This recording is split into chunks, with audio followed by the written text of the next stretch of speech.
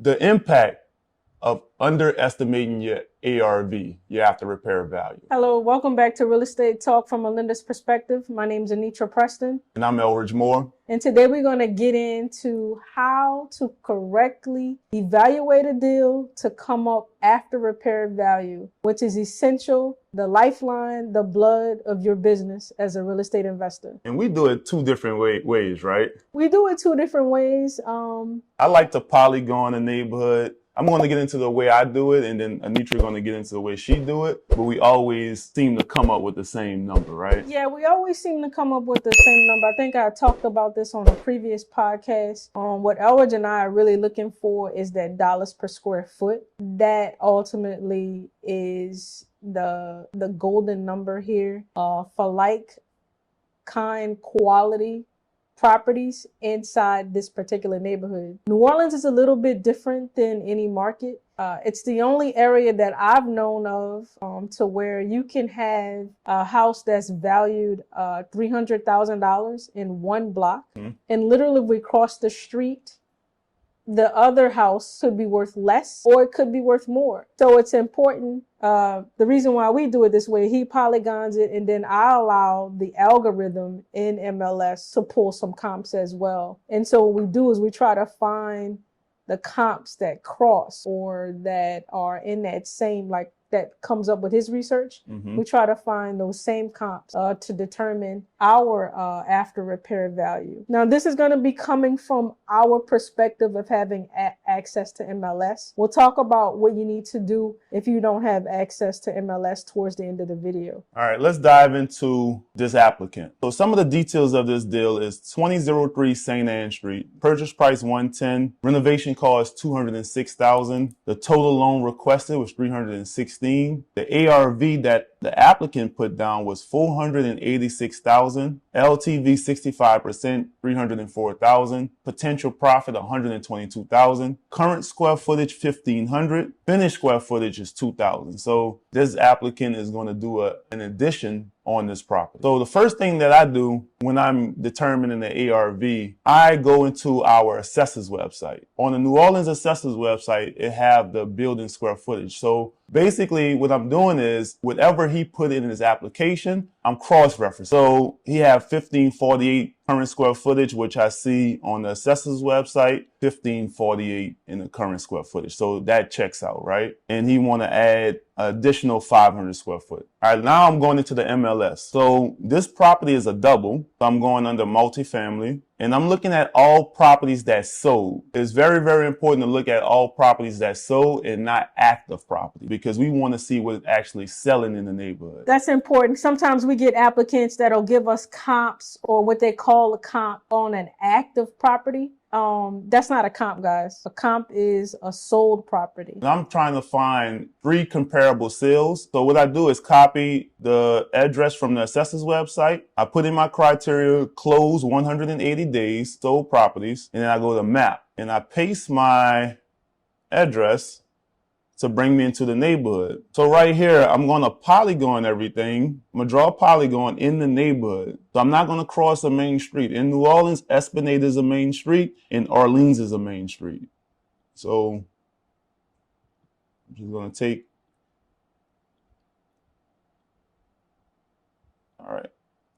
And then I'm gonna go to results and see what's sold. So we know our applicant, he's renovating a 2,000 square foot property, right? So what I'm looking for in this neighborhood, and I'm trying to find properties that are similar in square footage, similar in bedrooms and bathrooms, and similar in the type of renovations that this borrower is gonna do on this particular property and to determine my ARV. So right now I see one that's on 1828 St. Philip Street. This is 2,100 square foot. And that's plus or minus 15% of the subject square footage, right? This property sold, the sold price, remember we're looking at sold price, not the list price. It sold for $395,000. And I look at the pictures, this is pretty decent. It looks pretty decent, right? Really good renovation this person did. We have one at 1,700 square foot, a little bit under the square footage that I would like to see, but I'm going to look at the pictures of that one as well. This is okay. Yeah, okay. They cut some costs in this. Yeah, they did. It's okay. And as you can see, from both of these properties, this one sold, the first one we looked at sold at $188 a square foot. The second one we looked at sold at $197 a square foot. And typically, when a property square footage is smaller, the dollars per square foot go up. So even though this renovation of this property was not as good as the first one, wouldn't you agree? I do. It's okay. It was okay. It wasn't as good as the first one. It actually sold at a higher dollars per square foot. That's a key note right there to remember. Going back 180 days, I only have two comps. So we have 1924-26 Dumaine Street. This one is 1,900 square foot. It's in excellent condition. And it sold at $234 per square foot. So let's check out the pictures on this one. It's a little narrow. Yeah, it's a little small, a little tight. Yeah. The renovations, in my opinion, is not all that great. This is possibly an Airbnb. Looks like it. Yeah.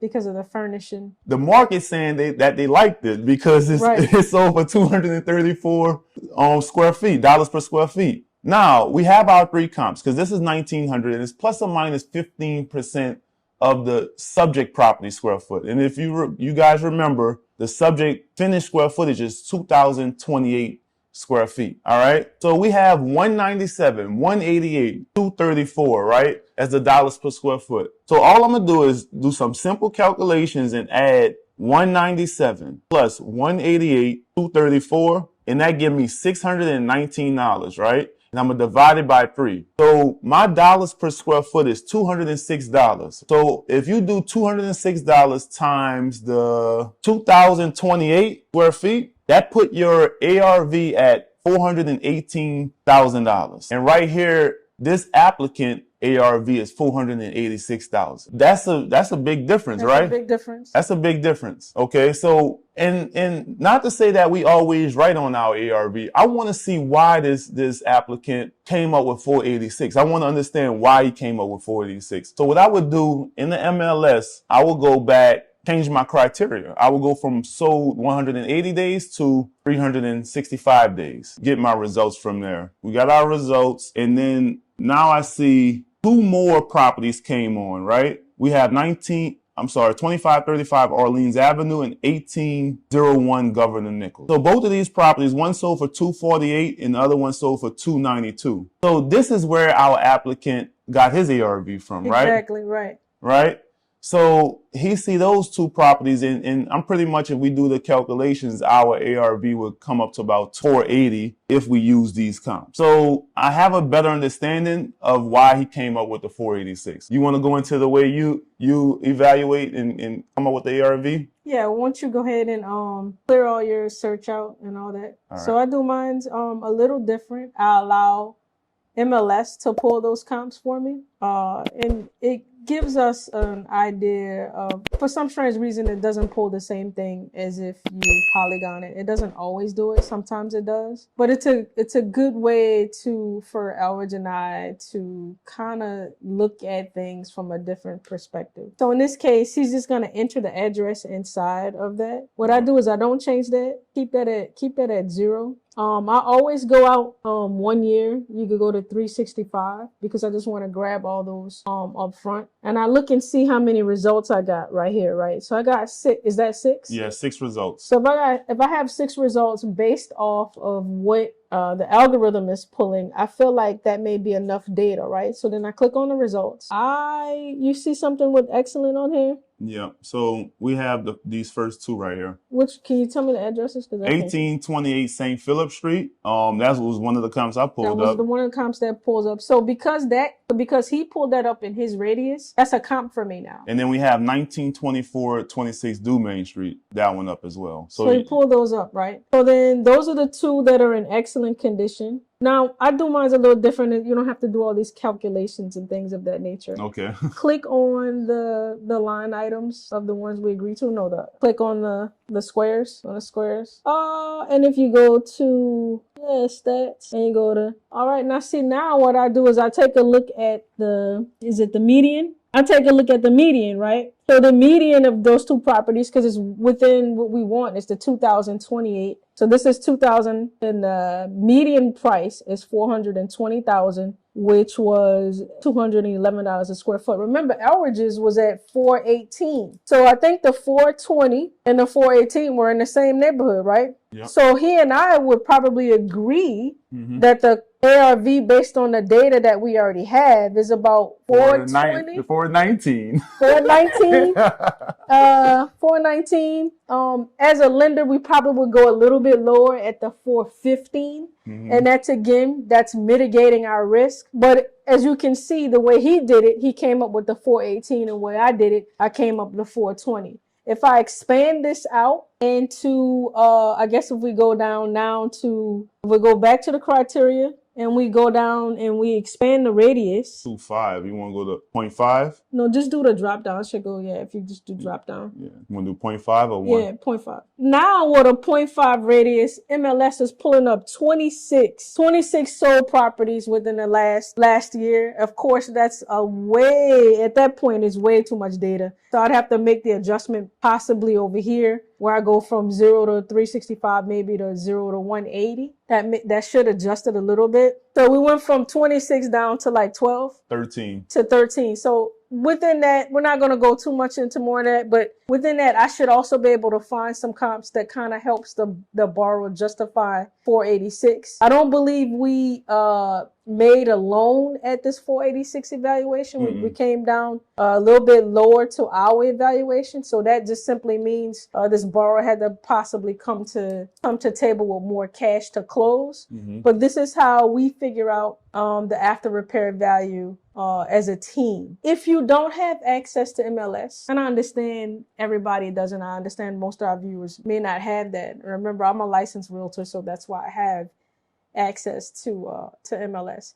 I would suggest you partner with a knowledgeable real estate agent, not just any real estate agent, a knowledgeable real estate agent, one who is accustomed to working with real estate investors, one who is knowledgeable again of in your community, who knows the area. To piggyback off what you're saying, you can either partner with a real estate agent or simply just add value to the real estate agent. Yeah, that's key. If you are fixing and flipping property, the way you can add value to that agent is to let that agent sell your property in return for the MLS access. Be creative, be resourceful in adding value, because you definitely could get MLS access. And I believe it's the best data out there. I know they have Zillow, Redfin, and all of those different applications that you can use, but the MLS is hands down the best. Yeah, well, when you use online resources such as Zillow and Redfin and